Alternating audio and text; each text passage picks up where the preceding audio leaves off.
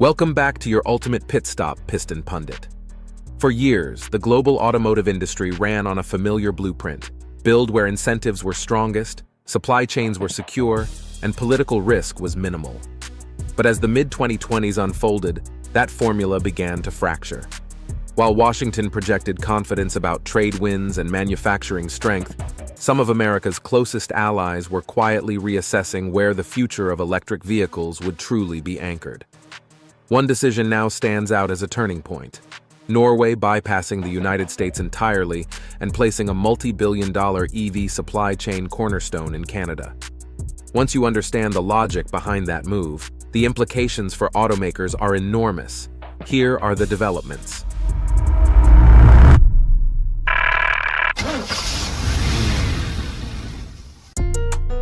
The silent industrial shift.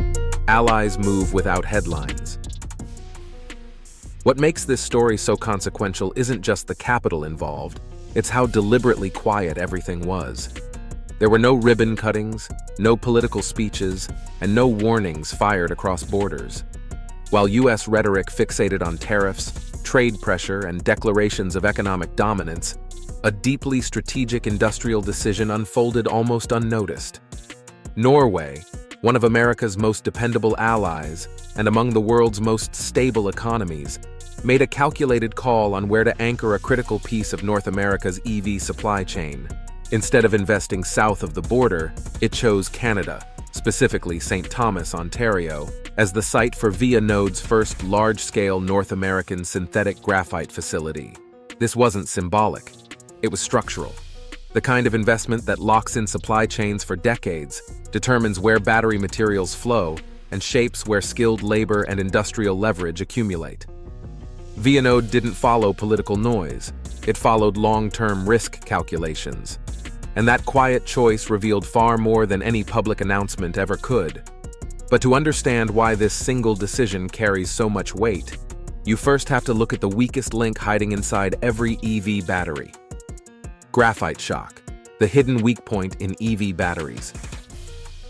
To understand why Vianode's decision matters so much, you have to look beyond lithium headlines and focus on graphite. EVs don't run on lithium alone. In fact, graphite is the single largest material component in a lithium-ion battery by weight, often exceeding 70 kilograms per vehicle. No graphite means no anode. No anode means no stable charge cycles, no usable range, and no drivetrain performance worth selling. Yet despite its importance, more than 90% of global graphite processing capacity is concentrated in China.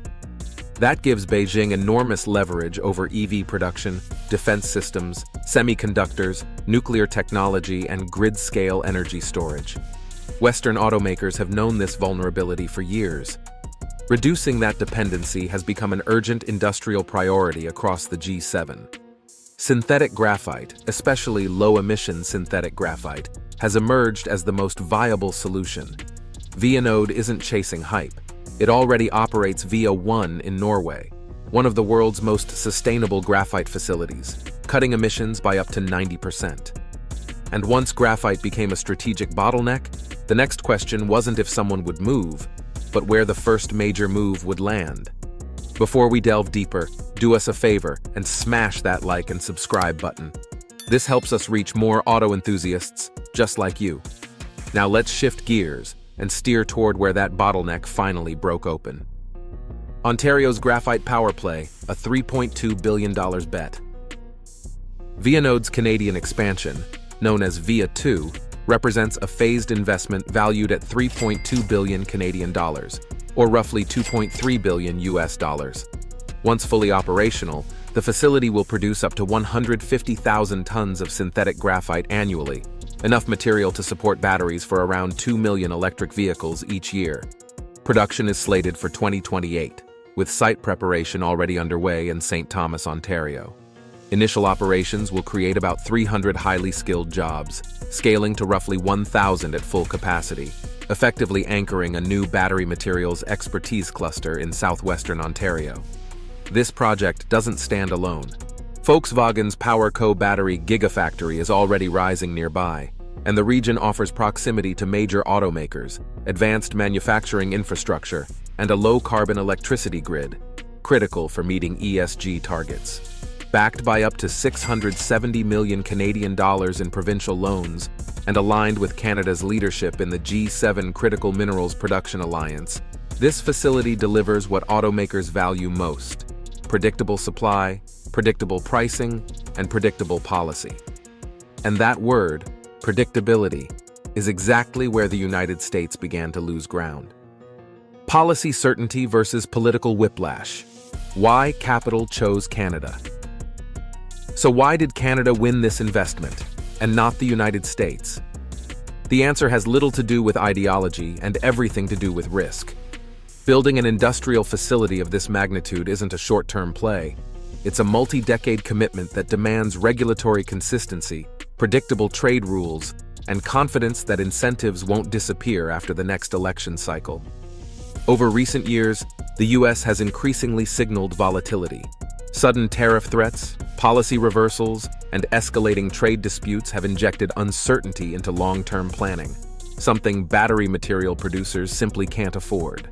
Synthetic graphite facilities are capital-intensive, energy-hungry, and deeply embedded in global supply chains. Once built, they can't be easily relocated. Canada, by contrast, offered stability. A cross-party commitment to critical minerals, a clear national strategy aligned with G7 allies, streamlined permitting, and incentives designed to last beyond political cycles. Through the Critical Minerals Production Alliance, Ottawa has already catalyzed more than $6.4 billion in aligned investments. But this wasn't just about Canada versus the US. It was part of a much wider realignment among America's closest partners. Allies reposition quietly. Trust shifts away from Washington. Vianode's move isn't an isolated event. It fits a broader pattern of allied nations quietly hedging against US policy swings. Norway's sovereign wealth fund, the largest on Earth, has recently pushed back on governance decisions tied to major US tech and automotive firms. In the EV market, Tesla's once unquestioned dominance in Norway has softened as European and Chinese competitors gain traction. These aren't emotional reactions. They're calculated reallocations of capital, trust, and long-term exposure. Norway and Canada, meanwhile, share deep strategic alignment. Their diplomatic ties stretch back to World War II, reinforced through NATO, Arctic cooperation, climate initiatives, and shared views on sustainability and resource stewardship. Trade between the two countries already exceeds $3 billion annually, with growing collaboration in clean energy, advanced manufacturing, and battery materials. Vianode didn't create this relationship, it leveraged it. When Norway needed a partner capable of delivering consistency for a facility touching EVs, defense systems, semiconductors, and grid storage, Canada emerged as the safest bet. And when capital starts choosing stability over slogans, the consequences ripple far beyond a single factory. Verdict: when capital speaks louder than politics. This story isn't just about graphite or a single plant in Ontario. It's a signal flare for the entire automotive industry. While political leaders debate economic dominance, global capital is quietly placing bets that matter far more. Vianode's multi-billion-dollar commitment to Canada shows that stability, coordination, and long-term vision now outweigh slogans and short-term political wins. For automakers, this reshapes where battery supply chains take root, where powertrain innovation clusters form, and where future EV platforms will source their most critical materials. For governments, it raises an uncomfortable question. Are today's policies attracting the next generation of automotive investment, or driving it elsewhere? So what do you think? Will the US regain its edge in EV supply chain leadership?